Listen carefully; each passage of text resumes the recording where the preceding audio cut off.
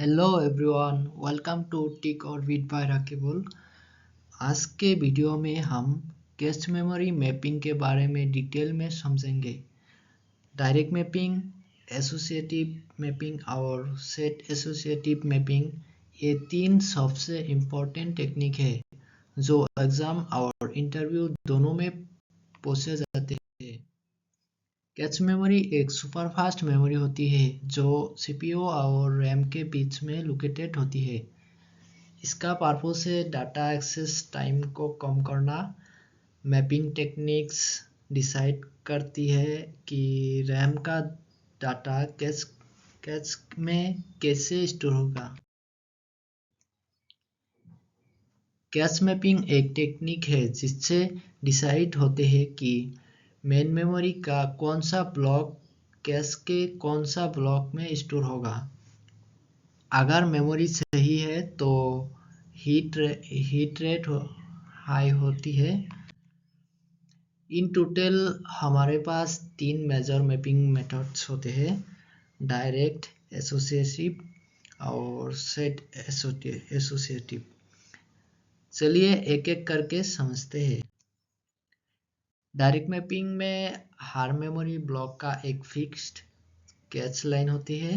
अगर two blocks same line पर map होती है तो कॉन्फ्लिक्ट मिस हो जाता है। एग्जांपल्स, अगर कैश में 8 लाइन्स है और मेमोरी ब्लॉक्स में 17 आया तो 17 मॉडुलस 8 इक्वल टू 1, मतलब ये ब्लॉक हमारे कैश के लाइन नंबर 1 में ही स्टोर होगा। इस मैपिंग में मेमोरी ब्लॉक को किसी भी कैश लाइन में स्टोर किया जा सकता है। इससे कॉन्फ्लिक्ट मिस 0 हो जाता है, लेकिन हार्डवेयर एक्सपेंसिव होते हैं। सेट एसोसिएटिव मैपिंग एक कॉम्बिनेशन है। डायरेक्ट और एसोसिएटिव मैपिंग का कैश को मल्टीपल सेट्स में डिवाइड किया जाता है और हर सेट में मल्टीपल्स लाइन होती है। मेमोरी ब्लॉक के स्पेसिफिक सेट में जाता है और पर उस सेट की किसी भी लाइन में प्लेस हो सकता है।